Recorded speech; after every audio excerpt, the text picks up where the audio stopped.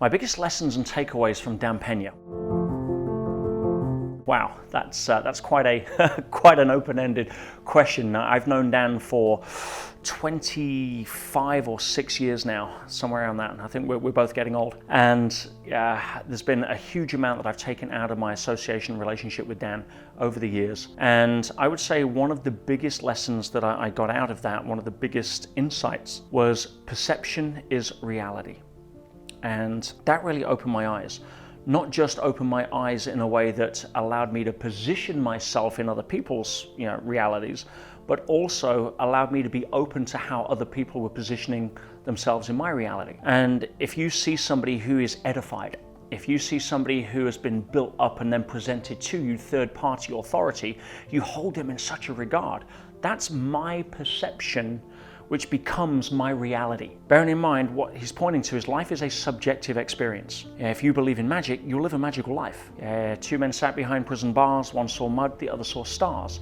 Your reality is subjective, and if you can create the perception that you want other people to see, that will become their reality. Now, the intention behind that is paramount, because if you have a low level of consciousness, we'll call that manipulation.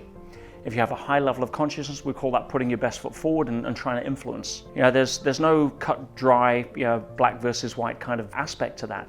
The most impactful lesson I learned from Dan, all those years ago, that stays true to this day, is that perception is reality.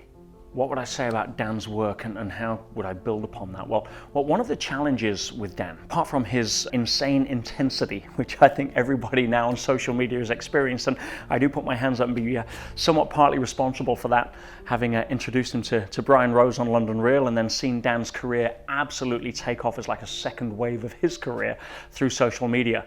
And he's done a lot of good and impacted thousands of people that he would never have had the opportunity to do for that, which is great news for Dan. I've got a lot of respect and nothing but gratitude for being able to help facilitate that. But one of the challenges with Dan in terms of what he teaches, his QLA methodology, Quantum Leap Advantage, is absolutely best in class for what he teaches, but as a businessman, Dan focuses on a very small, narrow sliver of the business world, predominantly M&A, mergers and acquisitions. And what he teaches in that sliver is stunning. It's outstanding. If you are a $1 million business and you want to go out and buy a $100 million business, Dan will teach you how to do it. And there's nobody else on the planet I've ever found that comes close to being able to have that level of impact. But if you're a mom and pop shop and you're trying to expand to doubling your current trade lines and current product lines and trying to figure out how to make payroll on Friday, Dan's not your man. A lot of people edify Dan into this giant businessman that's made all of these billions and billions for his students and everything else. But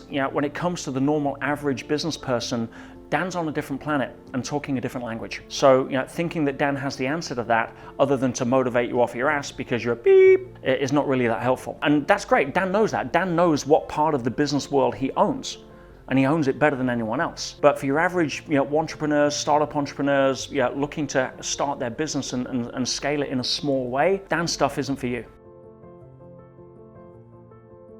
I mean, the first words I ever heard out of Dan's mouth when I first went to see him as a young man in a front row of an audience in a hotel in London was, "You're all poor." I resonated. I was very much in buy me in my 20s, achiever mode, make it happen, bust through the obstacles, and that's Dan's language. The guy killed a bear with his hands. I mean, who does that? Dan pulled out a knife and stabbed the damn thing. It's like, and I've spent time obviously up at Dan's castle at Guthrie, and I've stood next to the bear, and that's got some serious claws on it. So the intensity of Dan is huge. Some of his favorite quotes, some of his old Five Credo stuff back in the day. I still love the fact that perception is reality, because it is so profound. Most people are trapped in their own bubble, not realizing that everybody else is in their bubble. So how can you help impact somebody else's bubble as to how they see your bubble? Creating the dream team, creating the perception of when you walk into Freshfields or PricewaterhouseCoopers and negotiate a zero money deal because they have you at a certain level of perception as to the value you can bring is priceless. I mean, Dan brings a huge level of intensity to what he does. It's quite endearing when you know him. I mean, I've been out for private meals with Dan several times, and he's actually a softie at heart. He won't admit that on camera. And part of it is because he cares so much about his mentees. That's what drives his intensity.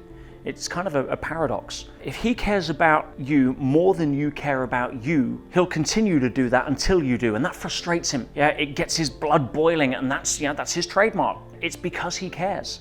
Yeah, so how do you apply Dan's teachings in your life from that perspective is to know that when he calls you a see you next Tuesday, yeah, when he goes off on one and he rants his ass off at you, it's because he cares enough about you to do so. And yeah, I love how he responds to bullshit. I love how he cuts through the chase. Dan is the epitome of the letting go of the good opinion of other people. Yeah, one of my other favorite quotes from Dan when I first heard is like, if you want a friend, buy a dog. Right? He says, yeah, friends are problems, right? And don't get me wrong, that has a certain aspect of how to deal with life in certain situations. It's not where joy and fulfillment come from. Yeah, it's where a heart attack will come from for most people, unless it's your natural state based upon caring, right? And yeah, I see Dan outliving all of us, to be fair, yeah, on that side. But yeah, how do you apply Dan's work? Methodically. You take what he teaches and you apply it, and it works. There's no like, well, what if I try this way? He's tried everything. He's done the work for you. It's outstanding. And so if you apply it methodically, great. Don't try to reinvent the wheel. Don't try to outsmart him. Don't try to think that he's too old and doesn't get it. None of that stuff. He'll have cornered you off and snapped you up for breakfast before you blink. But underneath that beats the heart of a genuinely caring soul who has achieved a huge amount of success and wants to pass that on.